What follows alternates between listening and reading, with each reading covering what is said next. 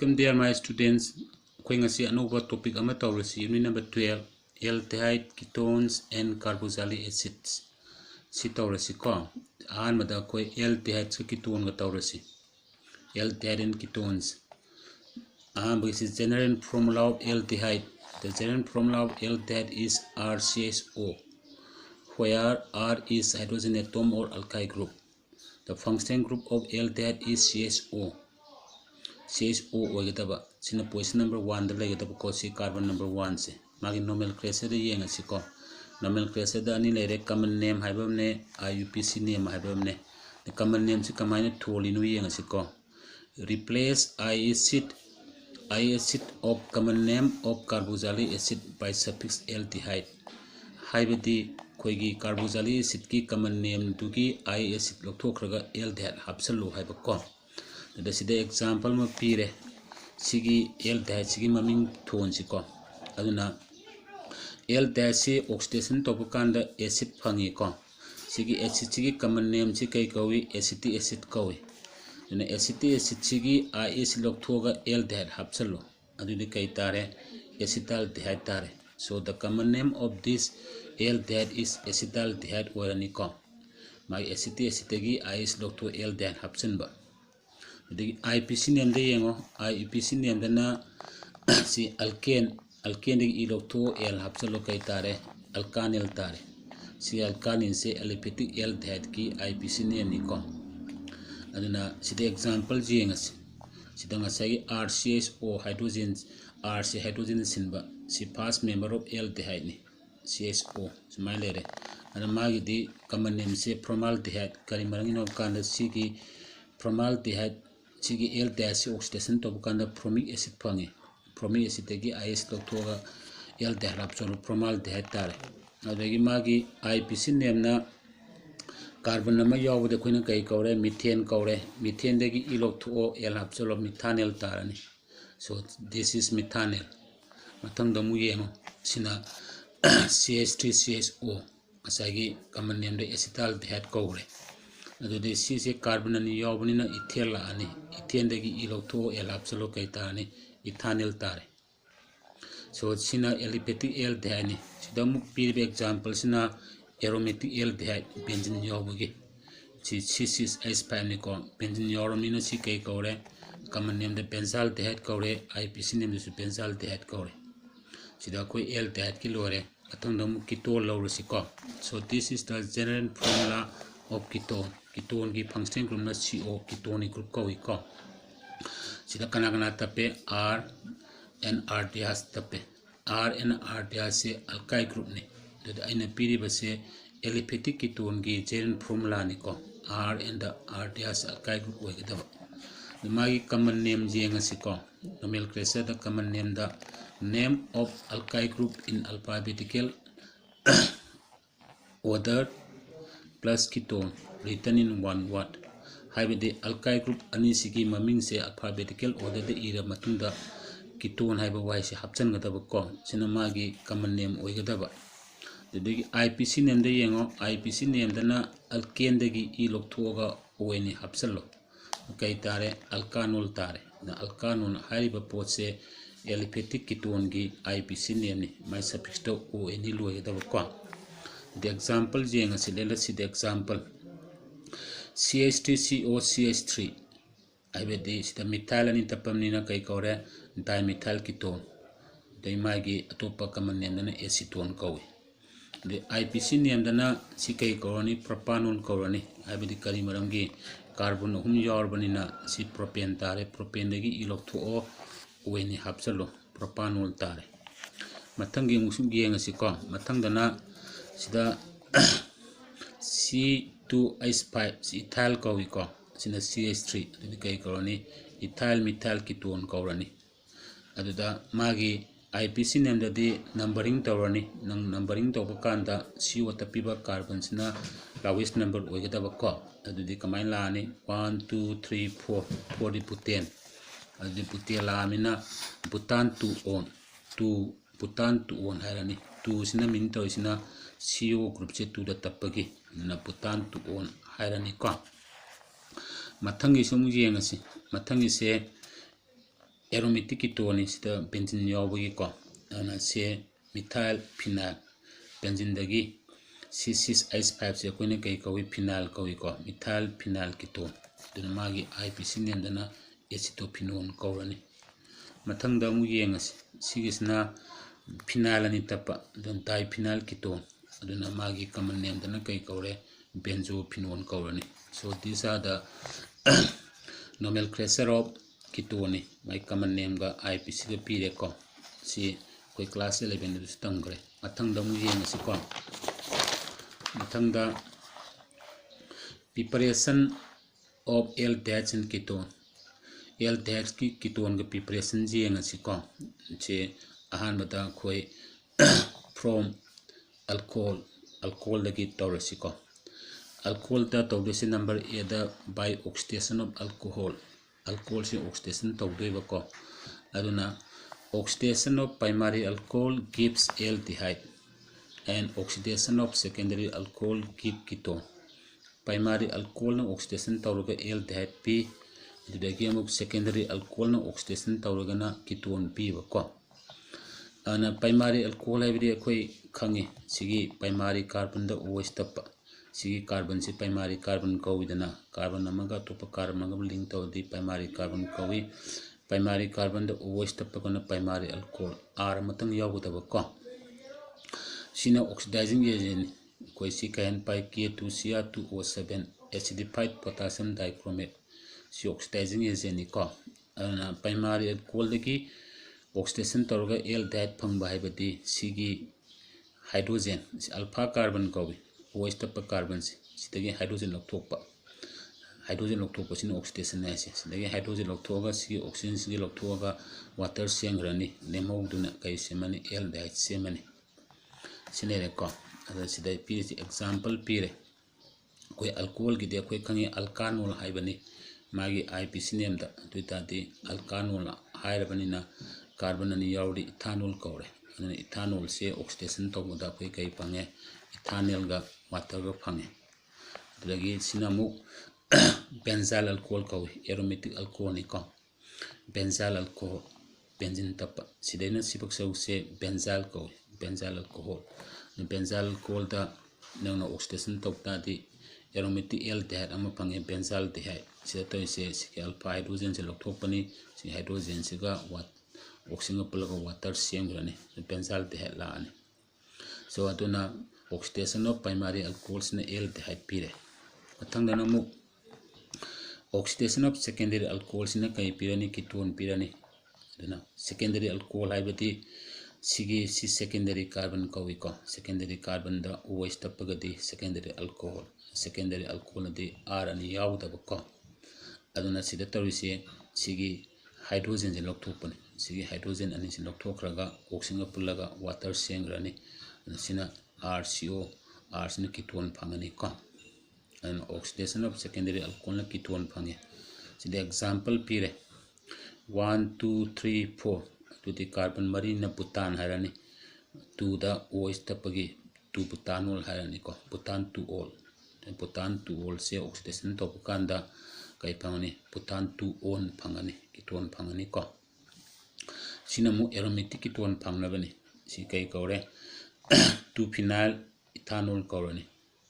2 phenyl ethanol si 1 lere 2 lere nana si ethanol haibidi CH3 CH2OH ni ko ethanol gi hydrogen ama phenyl sinlabni na si kai kawrani 2 phenyl ethanol kawrani 2 phenyl ethanol si oxidation tawta di kuni aromatic ketone acetone phenone si phangani ko sidagi hydrogen in lokthokraga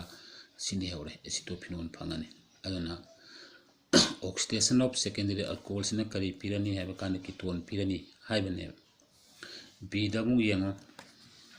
by catalytic hydrogenation of alcohol haiba catalytic hydrogenation of alcohol catalytic dehydrogenation of alcohol lagi hydrogen lokthokpa haibane in the presence of catalyst ki matengna koigi alcohol lagi hydrogen molecule lokthoga aldehyde ketone phangi haibane sida yengasi catalytic dehydrogenation of primary alcohol gives aldehyde and that of secondary alcohol give ketone हाइबा primary alcohol दगी catalytic hydrogenation तौरगना aldehyde पीरे secondary alcohol दगी catalytic hydrogenation तौरग ketone पीरे अदुना catalytic hydrogenation तौबकांदा कोई vapors of alcohol से copper goes ता 573 Kelvin दा pass toxin गदबने copper सिना catalyst ने act तौबने को अन pass toxin मकांदा सिदगी alpha hydrogen दगी सिगे hydrogen Anis लोथोखरने लोथोखरगदी नंग कई लेहौरे aldehyde लेहौरे सिगुम्बसे elimination reaction कौइदना को सिगुम्बसे alpha elimination कौइ alpha carbon दगी hydrogen लोथोपगी को से hydrogen in चक्रने aldehyde फंगने in the same way secondary alcohol the soup sigi copper goes 573 Kelvin the pass to some kind of ketone fangani sigi reaction si kai kaure dehydrogenation kawi hydrogen molecule lokthok pa in the presence of catalyst copper ski matena ko sina dana primary alcohol na catalytic hydrogenation taruga aldehyde phange secondary na kai phange ketone phange. So these are the methods of preparation from alcohol ni mathang da mu yengasi from carboxylic acid tagi preparation to busu method ani lei e da yengu ko e da hai se bypassing vapors of carboxylic acid over manganese dioxide at 573 Kelvin hai koi vapors of carboxylic acid se kaida pass toxin ba manganese dioxide to pass over at 573 Kelvin da pass over kanda aldehyde ki ketone phangane anang sida aldehyde se phange haiba taragadi nang kai lorani we have to take the mixture of methanoic acid and other carboxylic acid methanoic acid amaga atopa carboxylic acid amaga logane aduna sida toriba reaction se decarboxylation reaction ne yonko sidagi sidagi RCO laurani sidagi hydrogen laurani sigi RCO siga hydrogen sipulaga aldehyde semani aldehyde seme sidagi sigi COO sina carbon dioxide wan sakrani carbon dioxide sale sidagi sida leuriba OH siga hydrogen sina kai semani water semani ana sigi reaction se amarom the decarboxylation reaction kawi ko sidagi acid dagi carbon dioxide ne lokthokiba decarboxylation reaction aduna nangna aldehyde phange haiba taragadi the mixture of methanoic acid and other carboxylic acid se manganese dioxide pass to sangadaba at 573 Kelvin da adu taragadi koi kai phangani aldehyde phangani haiba ko muyang the example am pire ojana a mixture of ethanoic acid haimaniko ethanoic acid a mixture of ethanoic acid siga methanoic acid se pulle ko si ethanoic acid laure si sosna carbon dioxide sakrani CH3CO sina kai semani ethanol seme carbon dioxide plus water aduna nangna acid tagi ethanol phange hai taragadi ethanoic acid tagi ethanol phange hai taragadi ethanoic acid siga methanoic acid siga haiba mixture se manganese dioxide ta pass toxilani aduda koi ethanol phangani haibane mathang isina karino haiba kanda preparation of ketone ko nanu ketone se prepare to ge taragadi we have to take the mixture of carboxylic acid except methanoic acid nataba atopa carboxylic acid logo taragadi koi kari phangani ketone phangani haiba ko aduna ketone phangani ko sida lai si yango sida RCOR leire sina pulaga kai sengrani ketone seme the CO sina kai wan sakrani carbon dioxide dagi sigi OH siga I siga pulaga na water semani aduna nana ketone se phange haiba taragadi a mixture of carboxylic acid except methanoic acid logoda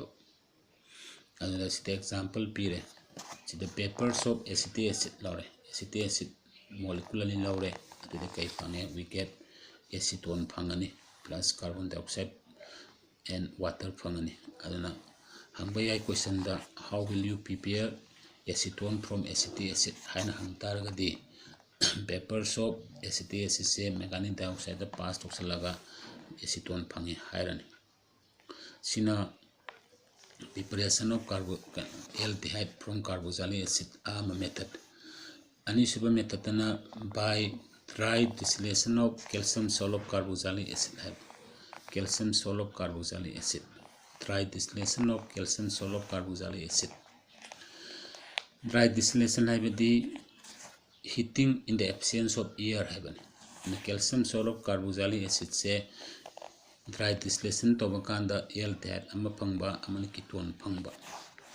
ada ahan basi yango calcium nangna aldehyde phangi heta di kai lawrani haiba kanda calcium soluble methanoic acid and other carboxylic acid calcium soluble methanoic acid siga atopa calcium soluble carboxylic acid ka mixture logoda se mixture logo kanda nang ka dawrani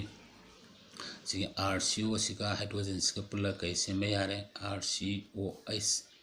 si aldehyde semani aldehyde molecule ni semani aduga sigi CO sina kai wen sakrani calcium carbonate wen sakrani si carbon dioxide se carbon ina mangrani ko aduna nangna aldehyde pange haiba taragadi calcium soluble methanoic acid yawudaba calcium soluble methanoic acid ka atopa calcium soluble carboxylic acid ka yawudaba adu sida nangna calcium soluble methan carboxylic acid se kamaina phangino haiba kanda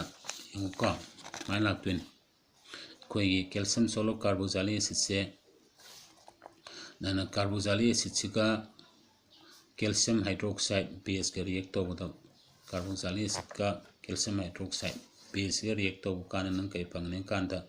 sumai laktwin sini calcium soluble carboxylic acid calcium salt of carboxylic acid calcium salt of carboxylic acid plus kai thuani water thuani si acid ni acid amaga base ni calcium hydroxide si base ni kai phangani calcium salt carboxylic acid si calcium salt carboxylic acid se kuni sumani thupai wane sumana carboxylate ani yawe calcium balance 2 oibanin sine ana aina haning wadi calcium soluble carboxylic acid se acid amaga base amaga react tawre base kana noba calcium hydroxide lawre aduga calcium soluble carboxylic acid plus water thokadaba sini ko sini calcium soluble carboxylic acid phangise adagi sida question lama laire try the product of dry distillation of calcium soluble acetic acid with formic acid हाइबदी calcium soluble acetic acid का calcium soluble formic acid का अनि से dry distillation तौता दी कई फंगदगे हम बने अब को question से अदो नंग सी तौरे calcium soluble acetic acid ले रे को calcium soluble acetic acid सी नि से acetic acid लापनी को सी तौरनी CH3CHO CH3CHO तो COO अनि सिना calcium carbonate नु सेट करनी कई फंगनी CH3CHO molecule ni phangani si kai kaure si acetaldehyde tare ko acetaldehyde tarani athang isna mu yenga si nanu ketone phange targadi kai lawrani ketone phange tadi calcium soluble carboxylic acid except formic acid yawroi ba ko formic acid yawroi calcium soluble carboxylic acid lawda ba ko sida phangdoisina symmetrical ketone phangi symmetrical ketone haibadi si alkyl group ani si managadaba ko ana sida tawisi kaino so we are taking only one molecule of calcium soluble carboxylic acid sigi sawse lokthokrani sigi RCO sina ketone semawrani sigi lenghoba sina kai semani calcium carbonate semani ana ketone phangbasi si symmetrical ketone orani so sida we are taking only one molecule of calcium soluble carboxylic acid lawda ba ko question dang bayai what happens when the calcium salt of acetic acid undergoes dry distillation haina calcium salt of acetic acid se koi dry distillation to kanda kari phangadage kai product phangadage hai taragati nang si tare ko si calcium salt of acetic acid ni si acetic acid laire acetic acid leire ko sida nang 2 molecule ro calcium hydroxide react toro nang kai phangani si acetic acid ni dana ko acetic acid leire tuta nang si kai lani calcium acetate haido calcium acetate and pass plus kai semani water semani si se koi kai kawi calcium salt of acetic acid korani acetic acid natraga calcium acetate su hai calcium acetate hai haidi CH3CO si acetate kawi dana ko ana sigi calcium salt of acetic acid dry distillation to by no smain torani acetate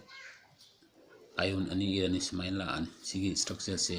sida lay structure se in smain itopia ai ba ko mani itu ani smain si dry distillation toro heated in the absence of air dry distillation toro tabu kanan kadorani ab kanda sigi saruksina sini sat kidoise si chapa kanan kai pangani CH3 CO CH3